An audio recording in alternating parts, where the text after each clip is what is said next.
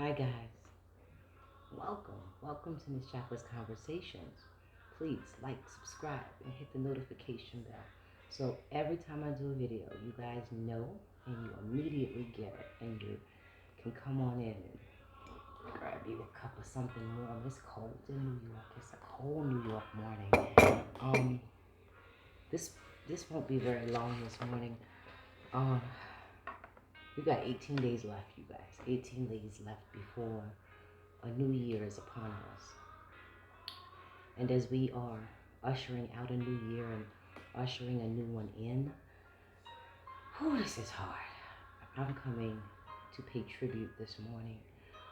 The last couple of years has been so hard and so difficult watching close friends, relatives pass away. And death is so final. And my heart is heavy. It's taken its toll. School has been over for a while. And I've been able to sit with some things, and people still keep leaving. So this morning, before I get to running and taking care of some things, I just had to pause to salute some of the people who are not here anymore, at least in body, because they are definitely here in spirit, and we must never, ever, ever let what they've given to us while they were here, we can't let that die, because that energy is what made them and what help us to grow, and what fed them as well. So the book of Ecclesiastes speaks about there being a season for everything, and there is necessary seasons in our lives. And because of these seasons and because of these wonderful people that I've been absolutely blessed to encounter, I've got to pause to salute them. I have to. And ironically, none of these people are blood relatives, but they were either impactful long ago, or within the things that my older self has gone through. First person I have to talk about, he's been gone for about 2 years, and he passed away probably right around the time I started going for my bachelor's. His name is Darnell. Everybody on this side that knows him, we call him Styles. He was an amazing young man, and he left too early. His mother, I see you on your TikToks. I see you, and I pray for you daily. And thank you. Thank you, because your son was like an extended son of mine. He always checked on me. He always made sure I was good. And he was an entire blessing. And he is so important because I've never seen a young man tend to people, homeless people. He would see people and randomly, I don't care if he had a pocket full of money or his last $10. I watched him. He lived Christ-like. I don't even know if he knew that he lived the way Christ did amongst us when he walked. And that's what made him so powerful. He was truly a young man amongst men.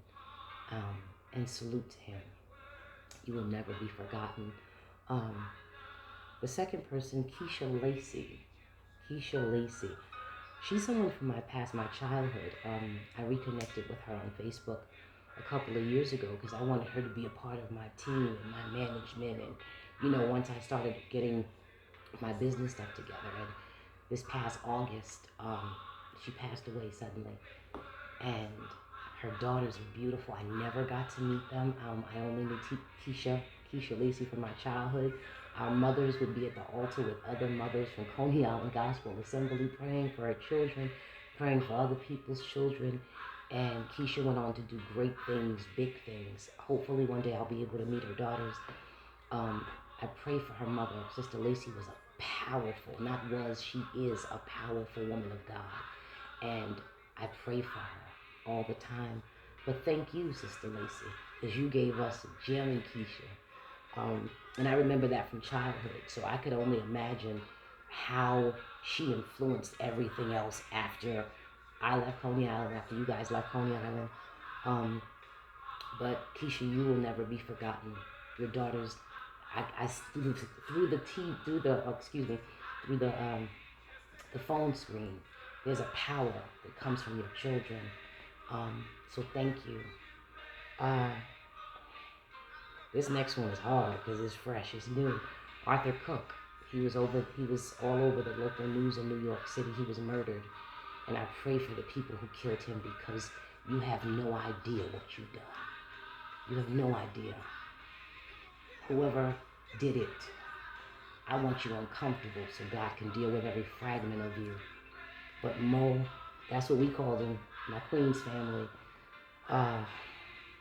Arthur was amazing.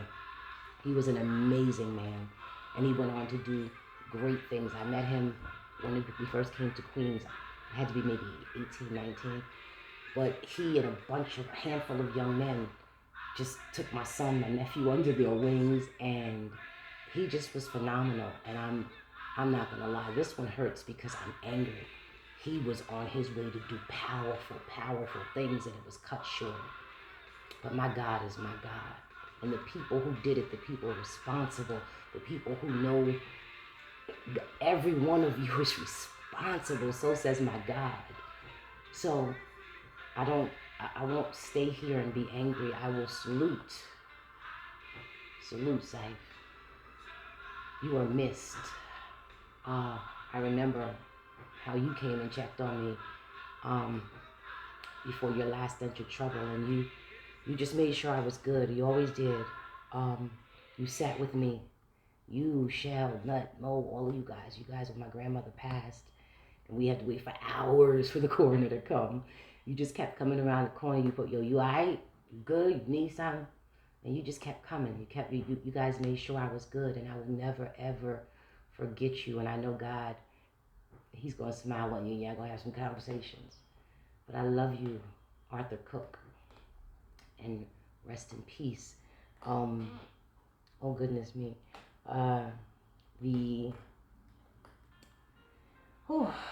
The other one is my god brother. I just went to his funeral. I haven't done a funeral in a while. They're hard. They're super, super hard.